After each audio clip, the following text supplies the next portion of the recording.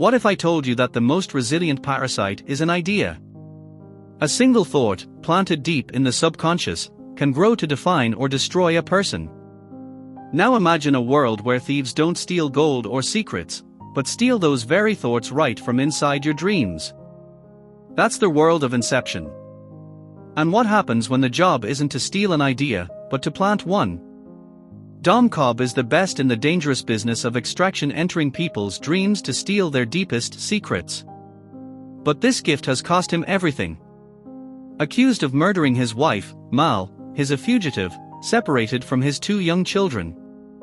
His only hope lies with a powerful Japanese businessman, Saito.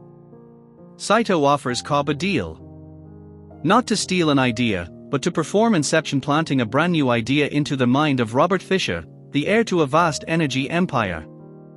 The goal is to make Fisher choose to break up his dying father's company, eliminating him as a competitor. If Cobb succeeds, Saito can make his criminal record disappear, and Cobb can finally go home to his kids. Cobb assembles a specialist team. Arthur, his methodical right-hand man. Eames, a shape-shifting forger who can impersonate others inside dreams.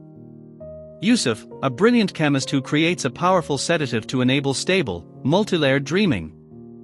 And Ariadne, a gifted architecture student who will design the labyrinthine dream worlds. Cobb warns her of a golden rule. Never build dream places from your own memories, or you risk losing your grip on reality. Their plan is audacious. Using Yusuf's sedative, they'll take the sleeping Fisher 3 dream levels deep. The deeper you go, the faster time moves, hours become weeks in the mind. They need a kick, a synchronized sensation of falling, to jolt them awake through each layer. To plant the idea, they must make Fisher believe it came from himself. The chosen idea. I will create something for myself, a positive notion born from a staged reconciliation with his dying father, who will tell him not to be like him. But to make it stick, they need an emotional foundation, a catharsis. The Inception job begins on board a 10-hour flight to Los Angeles. The team and Fisher are sedated, plunging into a rainy cityscape. Level 1, Yusuf's dream. They abduct Fisher, but his subconscious, militarized against extraction, unleashes a violent assault. Saito is shot in the chest, gravely wounded. Time is against them. Yusuf explains that because of the heavy sedative, dying in the dream won't wake them, it will drop them into raw, infinite limbo, a shore of forgotten subconscious where minutes feel like decades. If Saito dies, he could be lost there until old age. They must complete the mission fast. Cobb reveals that Limbo is not just a threat. He and Mal spent 50 years there, building a world from their memories. That experience shattered Mal's grip on reality, an event that haunts Cobb. Now, the mission presses on. Eames impersonates Peter Browning, Fisher's godfather, to plant the first seed. A suspicion that Fisher's father left a secret will. They descend deeper. Level 2 is a chic hotel, Arthur's dream. Cobb turns Fisher against his own subconscious, convincing him that he is in Browning's dream and that Browning is the enemy.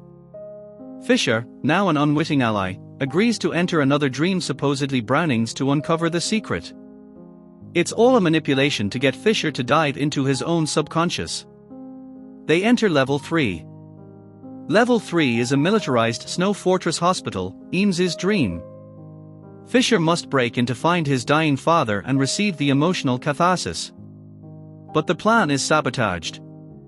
Cobb's guilt over Mal's death manifests violently. A freight train roars through the dream, and then Mal herself appears as a furious projection. She shoots Fisher in the chest, killing him. His mind plunges into limbo. Eames barely revives him with defibrillator, but his consciousness is gone. Saito, too, succumbs to his wound and slips away. Ariadne realizes the only chance is to follow Fisher into Limbo, find him, and use a synchronized kick to bring him back. Cobb, dreading what awaits, joins her. In Limbo, they find a decaying city built by Cobb's own memories of his time with Mal. They locate Fisher and an elegant apartment where Mal awaits. This is where the truth finally unfolds. Cobb confesses his darkest secret. He performed Inception on Mal years ago. After 50 years trapped in limbo, Mal refused to wake up, believing their dream world was real. Cobb broke into the deepest vault of her mind and planted one simple idea: your world isn't real. The idea took hold, and they both woke up. But that idea became a virus. Even in the real world, Mal believed she was still dreaming. To wake up, she threw herself from a hotel window, framing Cobb for her death. The guilt has tormented him ever since, and his projection of Mal, a perfect shadow, constantly sabotages his work.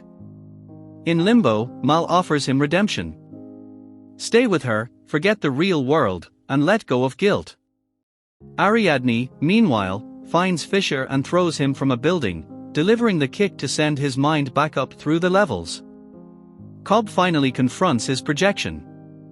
He tells her the truth is never fully accepted. He's not guilty of her death, but of the choice he made. He loved her too much to let her be trapped. He accepts that she is only a shade, his own imperfect memory, and lets her go. Ariadne kicks herself back. Cobb stays, determined to find Saito, who is now lost in his own limbo. The synchronized kicks fire. Yusuf drives their van off a bridge, plunging it in slow motion. In level 2, Arthur detonates an elevator, creating a weightless fall. In level 3, the fortress explosion blows. Fisher, now back, opens his dying father's safe and finds not a will but a simple pinwheel, a childhood toy. His father whispers, "No, I was disappointed you tried to be like me."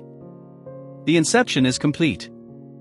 Fisher believes he must break up the empire and build something for himself. As the kicks surge, the dreamers ride the chain of falls all their way up, layer by layer, gasping awake in the plane.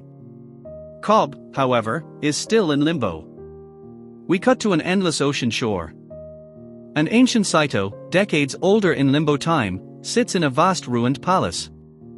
Cobb finds him, reminding him of their shared promise. They will grow old together and then die to return to reality. Saito's hand slowly reaches for a gun. A shot, and then Cobb awakens on the plane. Fisher looks at him, changed. Saito glances across the aisle and reaches for his phone.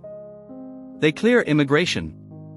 At the baggage claim, Cobb's teammates exchange silent nods, their mission a success.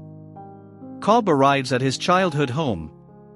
He spins his totem, a small top that spins forever in a dream, but falls in reality. He sees his children's faces, turning towards him at last. The top wobbles, and the screen cuts to black. We never see if it falls. Inception is a stunning culmination of Christopher Nolan's obsessions. In Memento, Nolan fractured narrative to mimic amnesia and self-deception. Here, dream levels fracture time itself, and the emotional drive is the same. A man haunted by his wife's death, reconstructing memory to cope with guilt.